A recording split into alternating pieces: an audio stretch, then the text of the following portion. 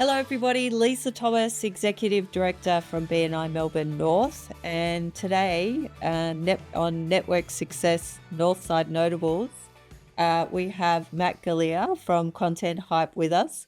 So the whole idea of this podcast is to tell local stories and give the opportunity to local business owners to actually share the really great, awesome things that they're doing. So but we're actually in downtown Moonee Ponds, and you have this great podcasting area. Yep. So do you want to tell us a little bit how this came about? Yeah, so I started Content Hype 5 years ago now. So back in 2019, pre-COVID. It was a different world. And I've always believed in, Content Hype does content marketing for our clients. And I've always believed in podcasting as a really effective medium for content marketing, because it's a great way for businesses or for brands to establish themselves as a trusted authority in their space.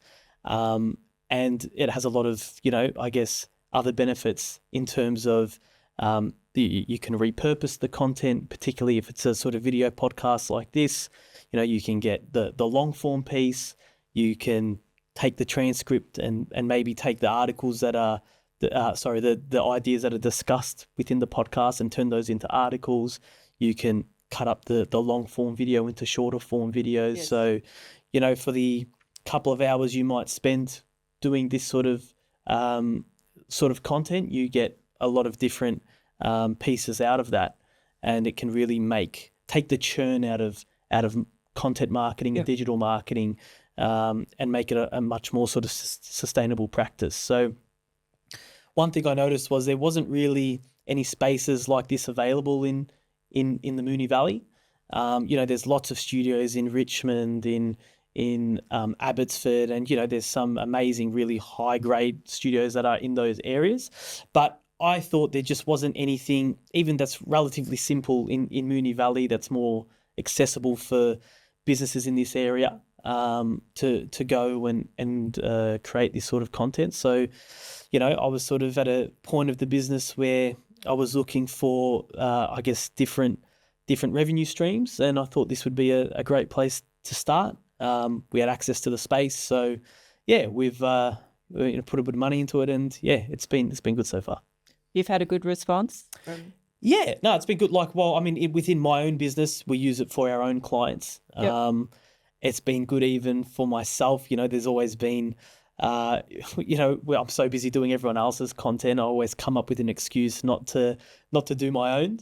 But now that there's a sort of dedicated space that I can come into, and whether that's shoot a couple of Instagram reels or TikToks or whatever, it's good having a dedicated space to do that sort of stuff. And, that's one aspect of this that's been good is it's not just being booked for, formal podcast sessions. People can come in and shoot their own stuff, and it's just a place away from the noise of the office or home or the car, wherever you shoot your content, to come down and lock down for an hour and just get as much stuff done as you can. Yeah. So on that note of making excuses, there's so many of us in business that understand that video content is so important for, the algorithms and all of that sort of thing, if we're talking about social media. So what sort of tips and tricks can you give people, or just to help get over ourselves, I think, because, we all, if it's not what we're used to, I think we way overthink it. Yeah.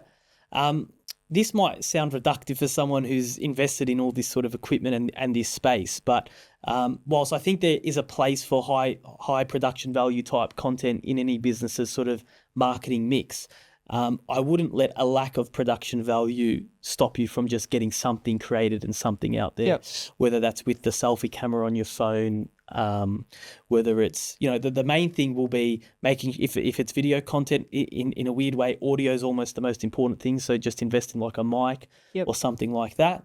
And then the other, I guess the other stumbling block a lot of businesses struggle with would be the ideation. So, I know I need to create some video content, and I know I can just do it with my phone, but what do I create? What am I going to talk about? And And I think, the really easy ways to overcome that hurdle, particularly if you're running a business that's bigger than just you, would be go and talk to the people in your business who are client facing, and find out what are customers asking us. What do people ask us before they purchase from us?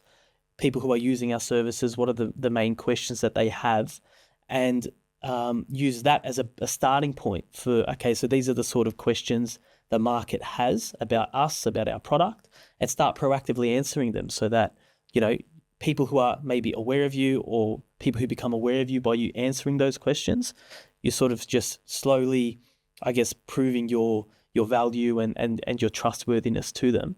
And when they do get to a point where they are serious about buying a product, or engaging someone for a particular service in that space, you're sort of top of mind. Right. Yep.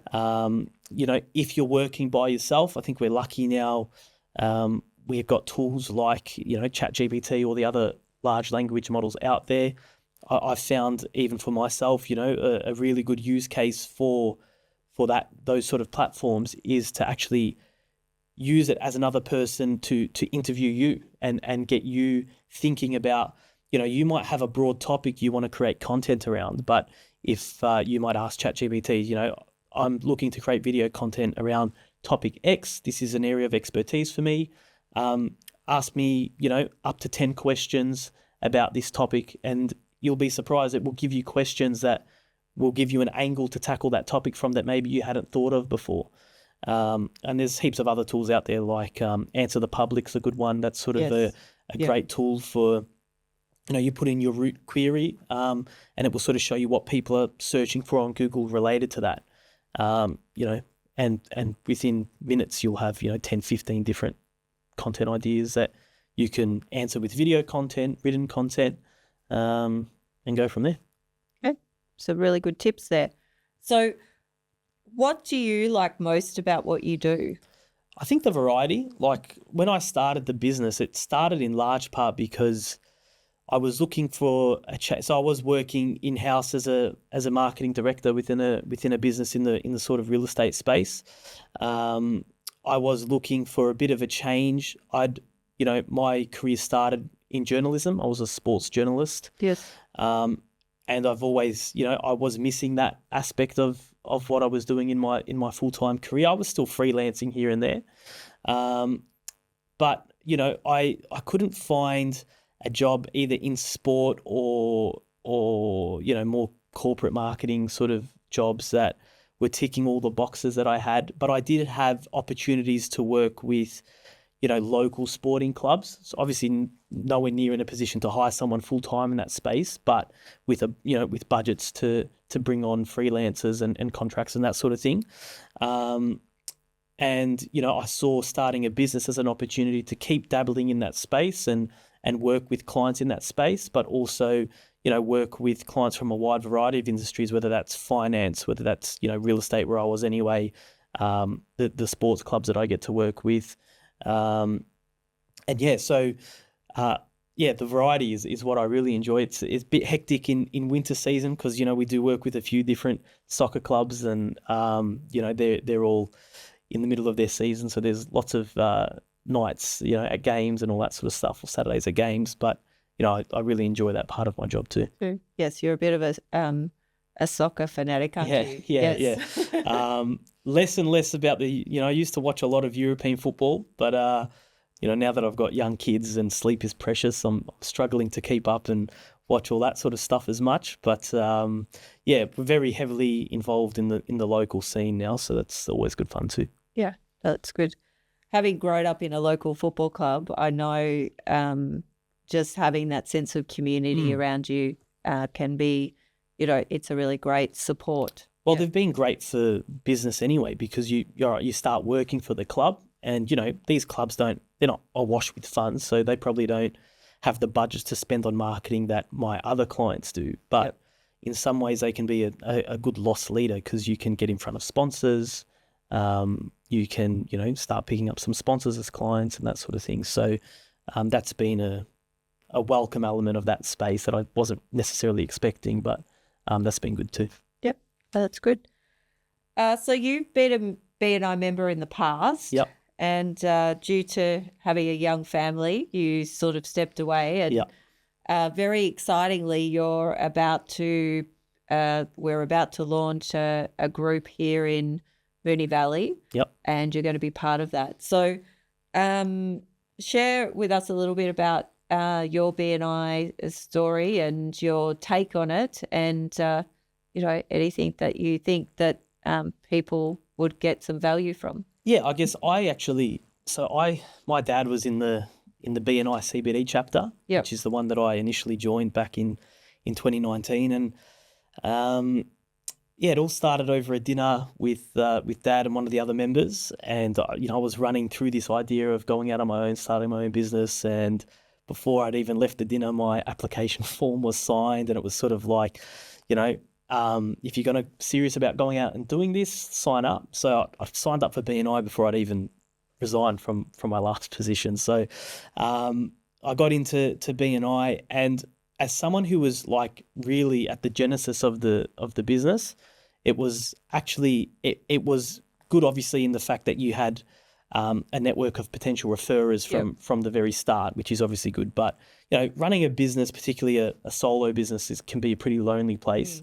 But having that network behind me, being able to use trusted professionals within that network for all the things you need when you start up a business. So whether that's the commercial lawyers who help me set up the client agreements, the account help incorporate and all that sort of stuff. Knowing that you're seeing those guys every week or those girls every week, there's that extra level of accountability that you get from them when they're actually servicing you in their own way. And just you doing all the one-to-ones and seeing how people spoke about their businesses, and being able to bounce ideas that I had for my own business off them really gave me a good, footing to grow from.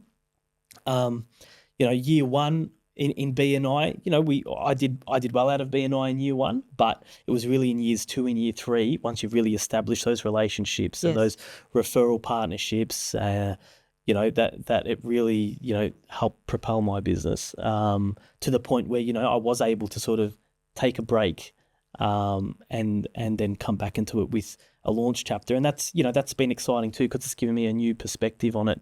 Obviously now we're working with a lot of people who maybe haven't had much exposure to it before. But, being involved in something from the start is great too. And, being able to go to meetings that are only like 5 minutes from home is also handy too, especially early in the morning. Yeah. No, that's great. We're very excited about the new chapter as well. So we're looking forward to the launch for it. So some expert tips for people. What have you got to share from a content perspective? We talked a little bit about doing videos. Yeah. What message would you like to get out there for people? Yeah, I mean, again, it really comes down to getting comfortable, just getting things done. They're not always going to be perfect. The way that these algorithms work these days, the chances are, if you're starting out especially, not everyone's going to see what you're putting out there anyway. So in that respect, I'd say probably just fail fast, like just try stuff. Some things will work, some things won't. Take the lessons either way. If a certain type of content is doing well, make more of that stuff. If something's not doing particularly well, do less of that stuff. I think from a podcasting point of view, if you don't necessarily have to have a podcast, but see if there are any podcasts in your niche that you can potentially guest on. Don't be scared to outreach. Podcast hosts are always looking for guests and for people with interesting stories. So, and the great thing with that sort of stuff is, they'll create the content and then you'll have all this good stuff that you can share yourself.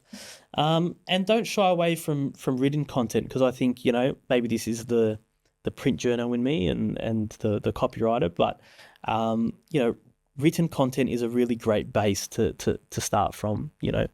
A really well thought leadership piece or article can easily be transformed into 3 or 4 short video scripts. That sort of thing. If you're interviewing someone or you're being interviewed by someone, take note of the sort of questions that they're asking you and and use those as a starting point for your own content creation too. Yep. And I think so. I don't know about what happens in your business life, but in my business life, sometimes you might have a couple of weeks where people seem to be asking the same questions all the time. And it's just like, that would be a great piece to write about or to do a video about, because it's obviously topical and, you're getting questions about it. So I think sometimes we can, as I said before, overthink it if you just go with what people are asking you anyway. It can be 100%. A great way to get things going. Well, thank you very much for jumping on today. That's all right. We Pleasure. really appreciate you and appreciate the space and what you're helping us with creating these local stories.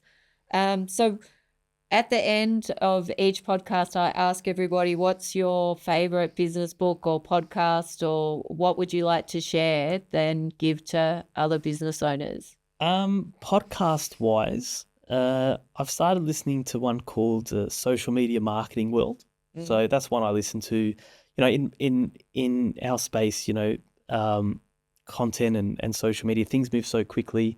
I find listening to other experts is a great way to just stay on top of trends and new ideas. So that podcast always has some interesting guests on there, particularly now they're getting more into that AI space and getting guests on who have tried and tested a few things there. So that's probably one to look out for. And then from a book's point of view, Seth Godin has a good book called This Is Marketing, which is a good starting point, I think, for anyone who's looking to better understand how they can market their own business. There's some good sort of concepts in there and good analogies that will help you maybe rethink the way that you're going about marketing your business, but understanding your audience first and foremost, and how you need to be showing up for them to put your best foot forward.